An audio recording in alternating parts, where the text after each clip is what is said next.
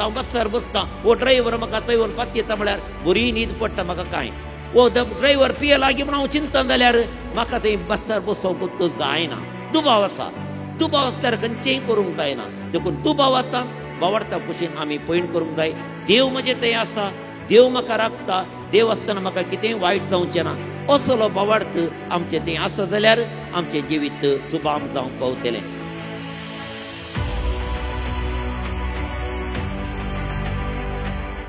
आयच्या वांजेलांत जुआंवच्या 20व्या अध्यायांत जाल्लें तें घटन जिवंत जेजू येवन शिसांक दिश्टीक पडलो आनी शांती तुमकां म्हणालो.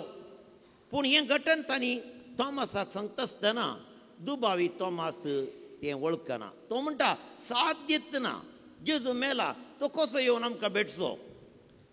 आनी तो म्हणटा म्हजें बोट ताच्या गायांत घाल्ले करीत हांव वळखना.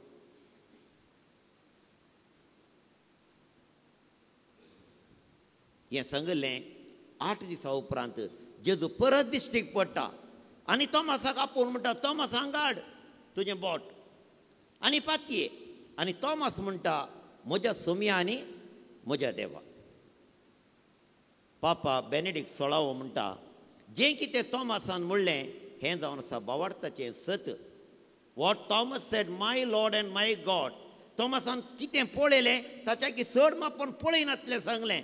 ताणें पळयलें जिवन जेजूक पूण त्या जेजू थंय देवा कसो ताणें देखलें देखून निजायकी वर्थ तो बावडत ताणें आमकां शिकोवन दिलो. हें घटन भोव गरजेचें जावंक पावलें. आमचो बावडत घट करच्याक जेजू जावन आसा देवाचो पूत म्हणलें आमकां आयकूंक मेळटा. हो तोमास जेजूच्या जिवंतपणा उपरांत भारताक आयलो म्हणलें पुरावे आमचे थंय आसात. 52 शतमानांत जेजू मरून 52 वर्सांनी तो भारताक आयलो. तो पयलें पर्शिया मीड गांवांनी शुभवर्ता परगट करून भारताच्या दक्षिणा केरळांत ताणें शुभवर्तमान परगट करूंक सुरू केलें. हांव गोंयांत आसतना थंयसर एक पिलार पाद्र्याब चरित्र सोदता.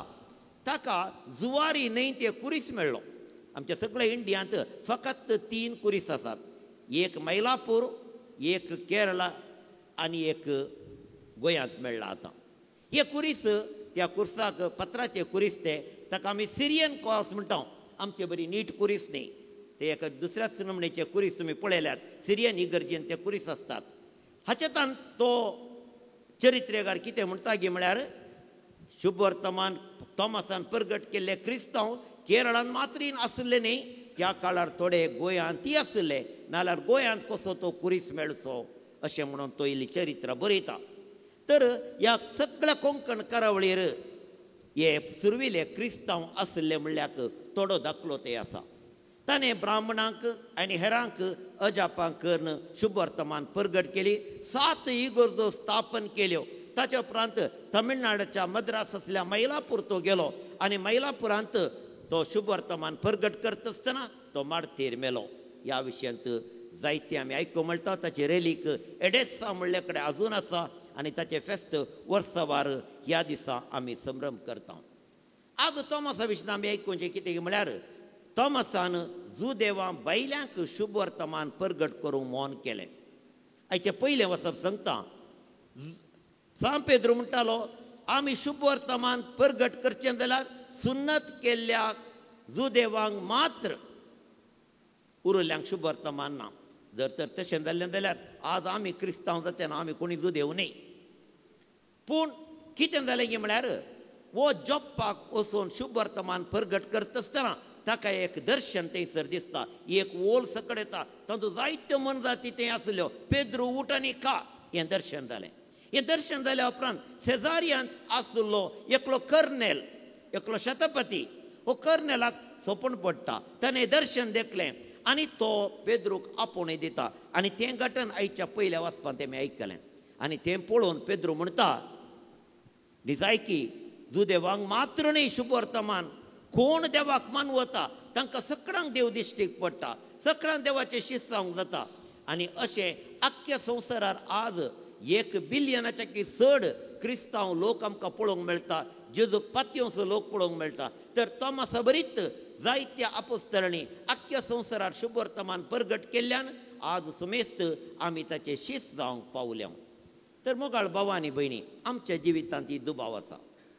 आमी तत्वशास्त्र शिकयतना डेकार्ट म्हणलो एकलो तत्वशास्त्रज्ञ आसा.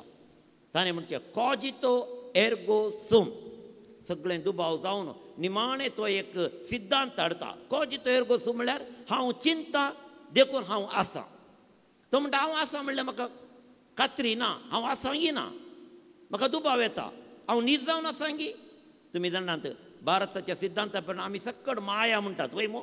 आमी सक्कड माया, कोणी नांव न्हीद जावन कोणी नांत म्हणटात भारताच्या फिलॉसॉफी प्रमाणे, तत्वशास्त्रज्ञा प्रमाणे. वो फिलॉसॉफरी म्हणटा आमी सक्कड माया, आमी कोणी नांव हें न्हीद न्ही, आज आसा पयल्या उदका वयलो बुळबुळो. पूण तो म्हणटा हांव चिंता म्हणलें खंडीत, हांव चिंता जाल्यार हांव आसा म्हणून तो एक सिद्धांत बरयता. असले तात्वीक दुबाव आमचे ते आसूंक पुरो. पूण आमकां बावडतो तसो दुबाव आसना हें म्हणटा. बावडटान जर तर क्रिस्त ते म्हाका बावडतना, बाळका जेजू ते हांव म्हजो बावडतो दवरना जाल्यार आमी इतलीं जाणां हांगासर ह्या सकाळींच्या वेळार येचे ना. आज आमी इतलीं जाणां हांगासर आसूं जाल्यार हाका एक कारण आमचें तें बावडत आसा. दुबाव आमी पयस केला. दुबाव आसल्यार आमी कोणी हांगा सकाळीं आसचे ना. तर देवान आमकां बावडताचें देणें दिल्ल्याक आमी व्हरतो उपकार म्हणया, अर्गां पाठोवया. पूण आमच्या सालत्या जिवितांत मनशां मदें दुबाव आसता, घोवा बायलां मदें दुबाव आसता, आवय बापूय भुरग्यां मदें दुबाव आसता, शेजाऱ्यां मदें दुबाव आसता, आमच्या कंपनींत काम करता आसतना आमी वांटे वांटे करतना आमचे मदें दुबाव आसता. हे सकट दुबाव आमकां एक कारणदायी जावंक पावतात. ह्या दुबावाक लागून आमचें जिवीत वायट जावंक पावता. दुबावांतल्यान बावडटाक आमी पयण करूंक जाय. केन्ना आमी बावडटाक पयण करता, हांव पाती येता, हांव बसार बसता, हो ड्रायव्हर म्हाका थंय व्हरून पाती येता म्हळ्यार बरी न्हीद पडटा म्हाका कांय. वो ड्रायव्हर पिये लागी म्हण हांव चिंता जाल्यार म्हाका थंय बसार बसोंकूच जायना. दुबाव आसा. दुबाव आसल्यार खंयचेंय करूंक जायना. देखून दुबावांतल्यान बावडटा कुशीन आमी पयण करूंक जाय. देव म्हजें थंय आसा, देव म्हाका राखता, देव आसतना म्हाका कितेंय वायट जावचें ना. असलो बावडत आमचें तें आसा जाल्यार आमचें जिवीत सुबाम जावंक पावतलें. तर आज आमी बाळका जेजू थंय आमचो बावडत घट करया. बाळूक जेजू आमच्या जिवितांत वांटिली जावन आसा. आमच्या सकश्टान वरांनी तो पावता. आमकां दुबावांतल्यान सताक दवरून पावो. आमचें तें आसलें वायट सगळें काण उडोवं हो जावं दी, हें जावं दी आमचें मागणें. आमेन.